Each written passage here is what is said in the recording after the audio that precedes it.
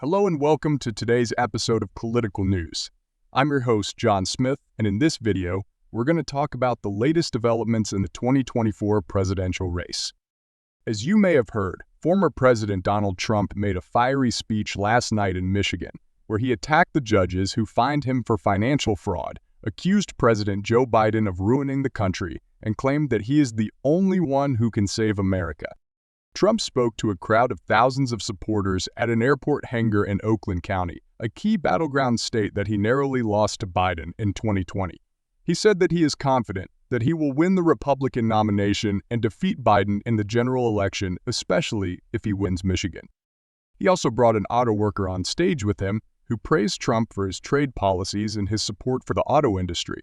Trump said that Biden is trying to force automakers to sell more electric vehicles, which he claimed would destroy jobs and harm the environment. Trump's speech was met with cheers and chants from his loyal fans, who still believe that he won the 2020 election and that it was stolen from him by fraud and corruption. He repeated his baseless allegations of voter fraud and said that the judicial system is rigged again. He also criticized the media, the Democrats, the FBI, the Justice Department, and anyone else who opposes him. He said that they are all part of a deep state conspiracy to undermine his presidency and his legacy.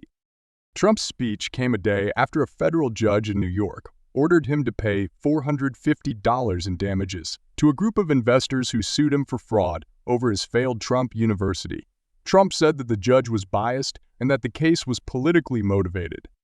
He also said that he is facing multiple lawsuits and investigations from various states and agencies, which he said are trying to harass him and prevent him from running again. He vowed to fight back and clear his name. Trump's speech was one of the most aggressive and defiant he has given since leaving office. He showed no signs of backing down or toning down his rhetoric, despite the legal troubles and the backlash he faces from many in his own party. He also made no mention of the coronavirus pandemic, which has killed more than 800,000 Americans and infected more than 40 million. He did not acknowledge the efforts of the Biden administration to combat the virus and distribute vaccines. He also did not address the recent events in Ukraine, where Russian troops have amassed near the border, raising fears of a possible invasion. He did not offer any support or criticism for Biden's handling of the situation. Trump's speech was clearly aimed at rallying his base and energizing his supporters ahead of the Michigan primary, which is scheduled for Feb.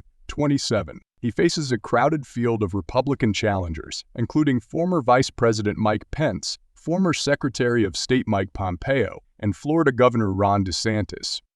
Trump is widely expected to win the primary, as he still enjoys a strong popularity among Republican voters. However, he faces a tougher challenge in the general election, where he trails Biden in most national and state polls. Biden has not responded to Trump's speech yet, but he is likely to do so in the coming days. He has repeatedly denounced Trump's lies and divisiveness and called for unity and healing in the country. Biden is also focused on his domestic agenda, which includes passing a $1.09 trillion infrastructure bill, expanding healthcare coverage, raising the minimum wage, and tackling climate change.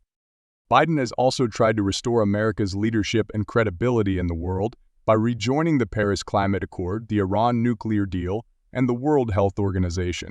He has also reaffirmed America's commitment to NATO and its allies and condemned Russia's aggression in Ukraine.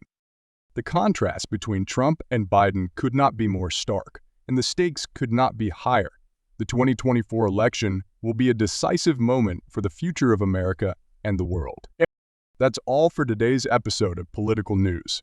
Thank you for watching, and don't forget to like, share, and subscribe for more updates. See you next time.